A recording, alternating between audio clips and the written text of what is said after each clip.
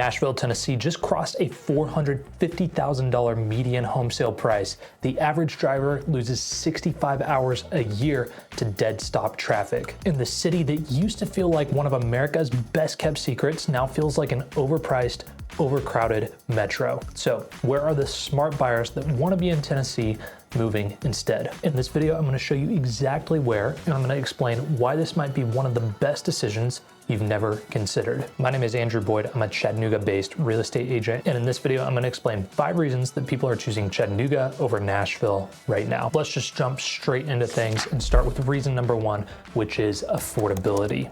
So to comfortably afford a medium price home in the Nashville area, and I mean comfortably, like you're not going to be stretched thin by this home purchase. You're going to need to have a combined household income of at least $138,000. Now, here's the crazy thing. The median household income in Nashville is just over $90,000. So there's starting to be a pretty big gap between what people need to earn to be able to afford a home and what people actually earn. So the famous Nashville discount, the reason that people have been flooding to this area for decades, is now basically gone. Let's talk about what money actually buys you in the Nashville area. If you had a $500,000 budget and you were moving to Nashville, here's what you could realistically expect to be able to buy. If you're closer to downtown, $500,000 will probably get you a 2-bedroom cottage, 1,100 to 1,400 square feet, no real yard, no privacy, maybe even a shared wall in a townhome. Now, if you brought that same $500,000 budget to Chattanooga, you could realistically expect to purchase a 3 to 4 bedroom house in Red Bank or St. Elmo and have a real backyard, be close to the mountains while still being close to downtown, and you wouldn't be making a compromise, you'd actually be upgrading. Now, there are many other factors that contribute to cost of living beyond just housing, but something that gets overlooked a lot is property taxes. So in Davidson County, which is the county that Nashville is in, property taxes are around $2.80 per $100 of assessed value. In Hamilton County, where Chattanooga is, property taxes are around $1.51 per $100 of assessed value. This difference is huge when it comes down to your property taxes at the end of the year. In addition, the overall cost of living in Nashville tends to be about 12 to 15% higher than the cost of living in Chattanooga. So overall, the affordability of Nashville has become a lot less appealing, while the affordability of Chattanooga still remains very competitive and well below the national average. Okay, so another reason that people are choosing Chattanooga over Nashville is that Nashville got too big too fast. So what do I mean by that? Here's a stat that genuinely shocked me when I read it. Nashville residents on average drive 37.7 miles a day. This is one of the highest average commute lengths in the entire United States. So this is not really a traffic problem. This is a explosive growth problem. Back in 2020, Nashville saw explosive growth. I mean, really explosive growth. And it was growing fast before then, but 2020 was really a catalyst for major growth in the area. And because of that, you're seeing residents get pushed further and further out of the city core where most of the jobs are. And so people are enduring massive commutes to get to downtown. Between 2010 and 2020, Davidson County grew at nearly double the rate of the national average. So the growth here was explosive. And then from 2020 on, the growth has been even more intense. So to keep up with this, they tried to expand the roads, add lane, and make it more doable to commute into town. But this didn't really fix the problem. It didn't really solve the problem. It just pushed people further out into the suburbs and beyond. According to the INRAX Global Traffic Scorecard, the average Nashville resident loses 65 hours a year to gridlocked traffic. That's a full work week and a half, and it costs the average driver $1,200 a year in additional wasted fuel and productivity to be sitting in traffic that long. And the Nashville International Airport now services over 24 million flyers a year, and there is very little option for public transit in the area. Now, Chattanooga is experiencing its own growing pains, and if you watch a lot of videos or do research on the Chattanooga area, you'll see people complaining about the traffic a lot, but is nowhere near as bad as the traffic is in Nashville. And the traffic here tends to be at specific small segments of the road and very specific bottlenecks. A lot of these are caused by poorly designed intersections or natural barriers like rivers or mountains tightening the number of available lanes. Because of the way that Chattanooga sits in a valley between mountains, there are a few natural choke points, but there are plenty of bridges that can take you across the river, and this helps traffic disperse evenly. If you're local to the area and you understand your commute and what times traffic is really bad in areas, then there are plenty of alternate routes to get from one area of town to another. Hey, really quick, this is an ad. If you're not looking to buy a house in the greater Chattanooga area, skip this part of the video. But if you are, my name is Andrew Boyd, and I'm a real estate agent here licensed in both Tennessee and Georgia. I work with tons of people relocating to the area.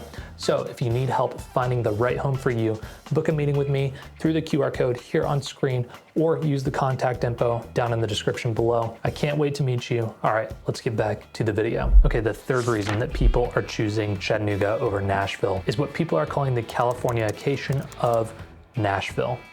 So I'm gonna say something that's gonna resonate deeply with some of you, and is also going to probably irritate some of you. Nashville doesn't quite feel like Tennessee anymore, especially certain parts of Nashville. Let me explain. The top out-of-state buyers flooding into Nashville right now are coming from Los Angeles, New York, and Chicago. California alone accounts for nearly 19% of Tennessee's inbound migration. Now, I want to be clear about something. The people that are moving to Tennessee are not bad people, but let's take this scenario. Let's say that somebody is leaving San Francisco with $800,000 of equity from their recently sold home, and they're moving to Nashville. They see a $650,000 home in Nashville, and they're bidding against a family who's lived in Nashville their whole lives and thinks that $650,000 is a ridiculous price to pay for that home.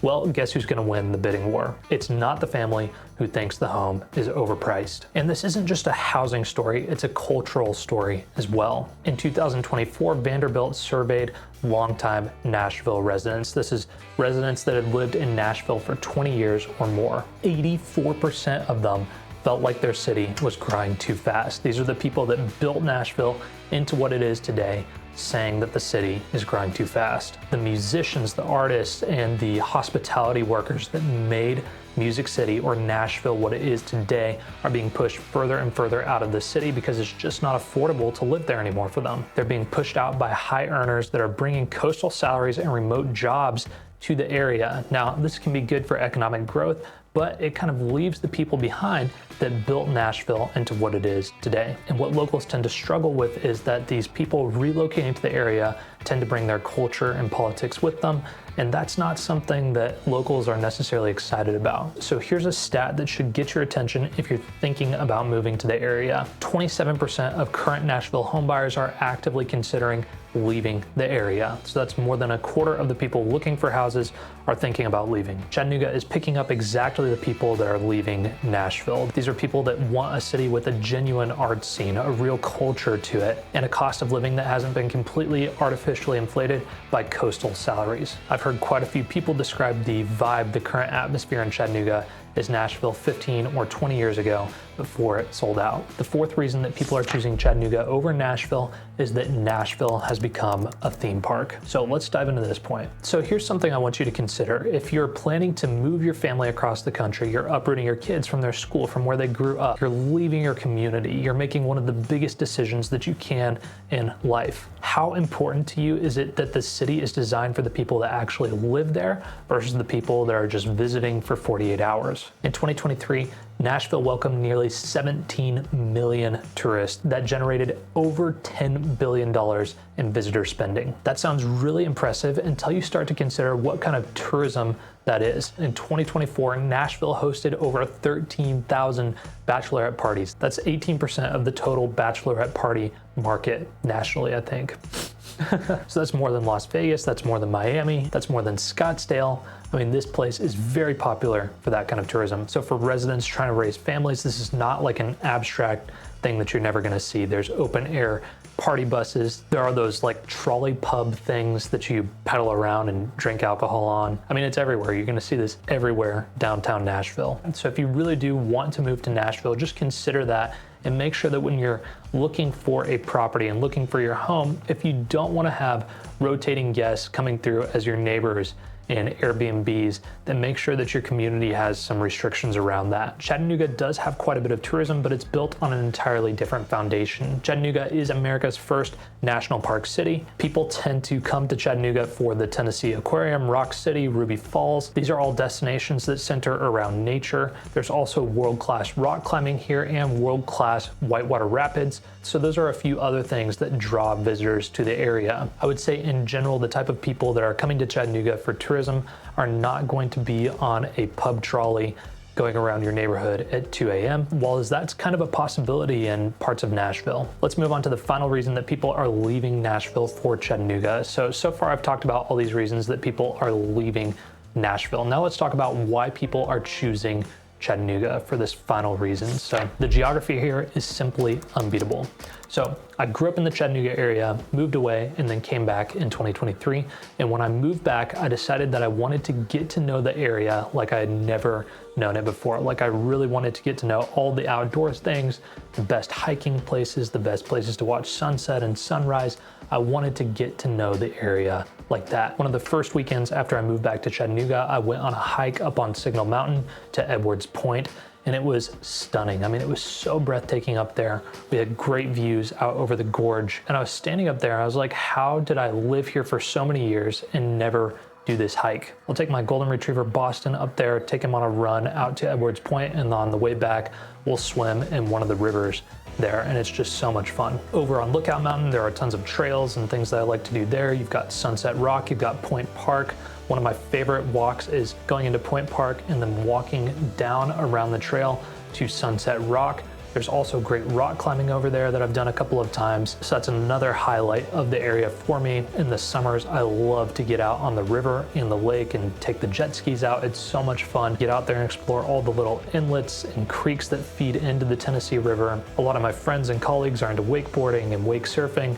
And so every summer I get out and try to do a bit of that while staying safe. I try not to hurt myself doing that. If you really want to fall in love with the area, I would encourage you to take a drive out by Lake Ocoee and go up to the area where they did the 1996 whitewater rafting events in the Olympics. It is just breathtaking up there. I love driving along Lake Ocoee and also driving up to Benton Falls. It is so beautiful. One of the things I'm most excited about for the summer is doing some whitewater activities with my family. I am excited to get my wife and daughter out on the Hiwassee River and do some pretty mild whitewater kayaking. It's a lot of fun. It's so beautiful, and it's just an amazing way to spend an afternoon. So if you enjoy the outdoors as much as I do and you see it as a break from this digital existence that we're in, then I think that you would definitely enjoy Chattanooga over Nashville. There's just so much more access to the outdoors and to nature down here. And there are so many different levels of activities that you can do, all the way from mountain biking, climbing, hiking, to activities out on the lake and the water. It's just a phenomenal place to live. If you made it this far in the video and you'd like to know more about living in Chattanooga, I'd encourage you to reach out. You can book a meeting with me by scanning the QR code here on screen, or you can use the contact info in the description to get in touch. Also, I make a ton of videos on what it's like to live in the greater Chattanooga area, and YouTube thinks you might like some of these here. Thanks so much for watching, and I hope to see you in the next one.